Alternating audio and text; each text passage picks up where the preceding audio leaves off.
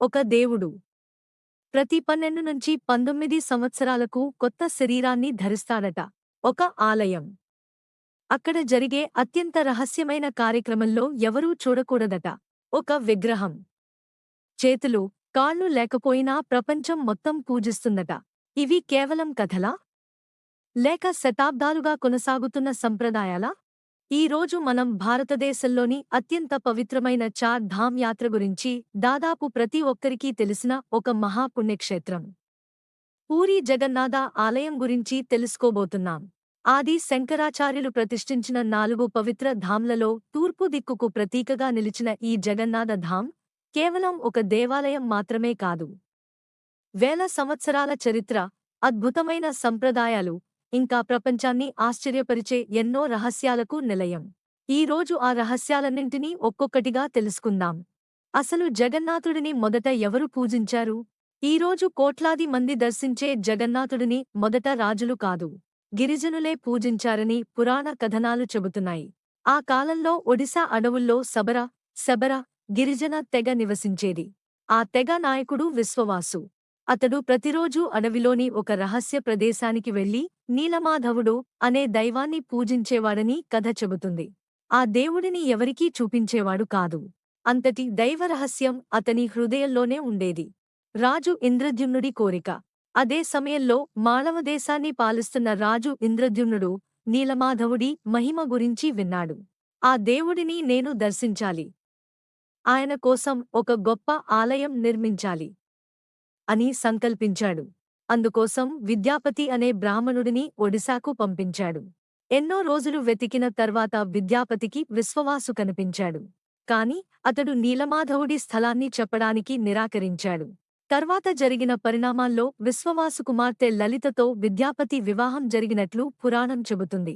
చాలా రోజుల తర్వాత విశ్వవాసు ఒక షరతుతో ఒప్పుకున్నాడు. నీ కళ్లకు గంతలు కడతాను.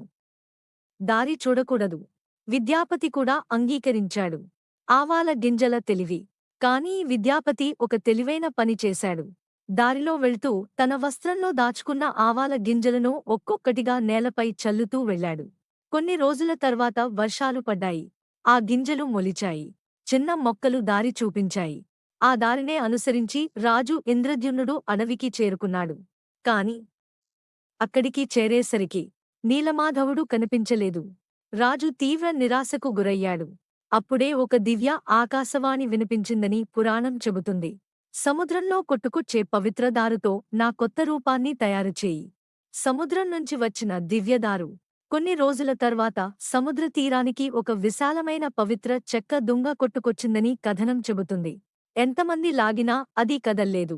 రాజు ప్రార్థన చేసిన తర్వాత మాత్రమే అది కదిలిందని భక్తి కథనం వివరిస్తుంది. ఆ దారుతోనే జగన్నాథుడు, బలభద్రుడు, సుభద్రమ్మ విగ్రహాలను తయారు చేయాలని నిర్ణయించారు. కాని అక్కడే మరో అద్భుతం జరిగింది. విగ్రహాలను చెక్కడానికి ఒక వృద్ధ శిల్పి వచ్చాడు. ఆయనే దేవశిల్పి విశ్వకర్మ అని పురాణం చెబుతుంది. ఆయన రాజుతో ఇలా అన్నాడు: నేను ఒక గదిలో తలుపులు మూసుకుని పని చేస్తాను. పని పూర్తయ్యే వరకు ఎట్టి పరిస్థితుల్లోనూ తలుపు తీయకూడదు. తెరిస్తే పని అక్కడికే ఆగిపోతుంది. రాజు అంగీకరించాడు. రోజులు గడిచాయి. మొదట్లో చెక్క కొట్టే శబ్దాలు వినిపించాయి. ఆ తర్వాత ఒక్కసారిగా నిశ్శబ్దం. 1 రోజు, 2 రోజులు, 15 రోజులు. లోపల నుంచి ఎలాంటి శబ్దం లేదు. రాణి గుండిచాదేవి ఆందోళన చెందింది. లోపల ఉన్న వృద్ధుడు బతికే ఉన్నాడా అని రాజును అడిగింది. రాజు కూడా ఆందోళనతో చివరకు తలుపు తెరిచాడు. తలుపు తెరవగానే విశ్వకర్మ కనిపించలేదు. కాని అక్కడ 3 విగ్రహాలు ఉన్నాయి. అవి పూర్తిగా తయారు కాలేదు. చేతులు పూర్తిగా లేవు. కాళ్ళు కూడా లేవు. రాజు ఎంతో బాధపడ్డాడు. అప్పుడు ఆకాశవాణి వినిపించిందని పురాణం చెబుతుంది.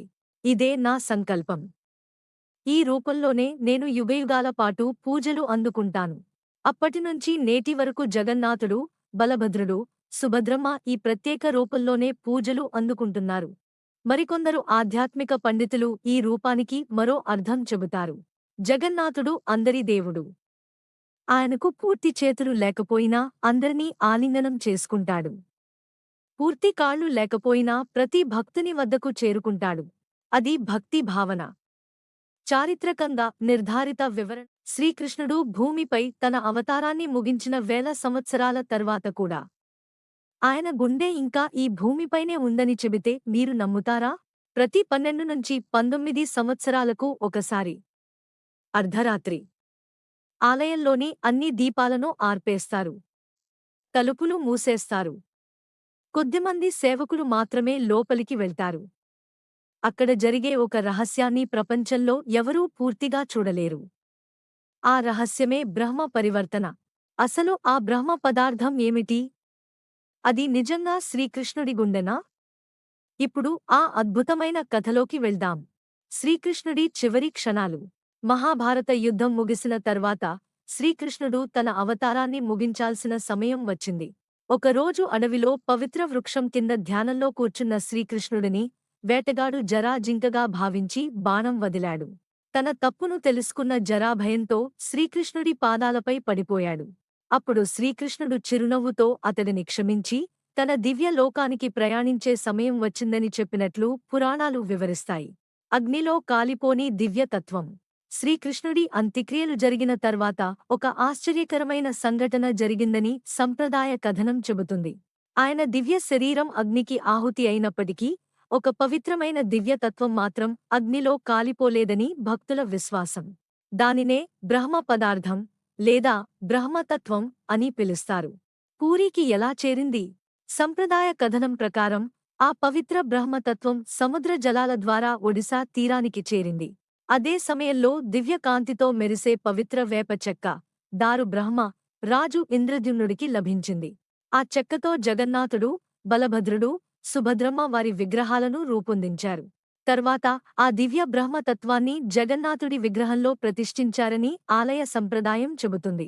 నవకళేబర కొత్త శరీరం అదే దివ్యతత్వం. జగన్నాథ ఆలయంలో అత్యంత పవిత్రమైన ఉత్సవాల్లో ఒకటి నవకళేబర. నవ అంటే కొత్త, కళేబర అంటే శరీరం, అంటే దేవుడికి కొత్త శరీరాన్ని సమర్పించడం. ఈ ఉత్సవం ప్రతి 12 సంవత్సరాలకు ఖచ్చితంగా జరగదు. అధిక ఆషాఢమాసం వచ్చిన సంవత్సరాన్ని బట్టి సుమారు 12 నుంచి 19 సంవత్సరాల మధ్య ఒకసారి మాత్రమే జరుగుతుంది. ముందుగా ప్రత్యేక లక్షణాలు ఉన్న పవిత్ర వేప చెట్లను వెతుకుతారు. ఆ చెట్లతో కొత్త విగ్రహాలను అత్యంత పవిత్ర నియమాలతో తయారు చేస్తారు.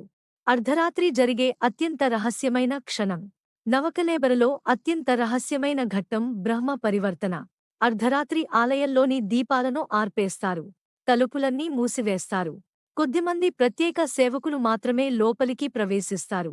సంప్రదాయం ప్రకారం వారు కళ్లకు గంతలు కట్టుకుని, చేతులకు వస్త్రాలు చుట్టుకుని పాత విగ్రహంలోని బ్రహ్మ పదార్థాన్ని కొత్త విగ్రహంలో ప్రతిష్ఠిస్తారు. ఆ బ్రహ్మ పదార్థం అసలు ఎలా ఉంటుంది? దాని రూపం ఏమిటి? అనే విషయం నేటికీ అత్యంత గోప్యంగానే ఉంచబడింది. అందుకే ఈ రహస్యం ఇప్పటికీ ప్రపంచవ్యాప్తంగా కోట్లాది మంది భక్తులను ఆశ్చర్యపరుస్తూనే ఉంది. అది నిజంగా శ్రీకృష్ణుడి గుండెనా? లేక దివ్య బ్రహ్మతత్వానికి ప్రతీకనా? దీనికి స్పష్టమైన చారిత్రక ఆధారాలు లేవు. కానీ భక్తుల దృష్టిలో అది జగన్నాథుడి శాశ్వత దివ్య చైతన్యానికి ప్రతీక. అందుకే పూరీ జగన్నాథ ఆలయం కేవలం ఒక దేవాలయం కాదు. వేల సంవత్సరాలుగా కొనసాగుతున్న విశ్వాసం, సంప్రదాయం, ఆధ్యాత్మిక రహస్యాల నిలయం. జై జగన్నాథ. తదుపరి భాగంలో జగన్నాథ ఆలయంలో సైన్స్కు ఇప్పటికీ పూర్తిగా అర్థం కాని మరిన్ని ఆశ్చర్యకరమైన రహస్యాలను తెలుసుకుందాం. Please like and subscribe for more interesting videos.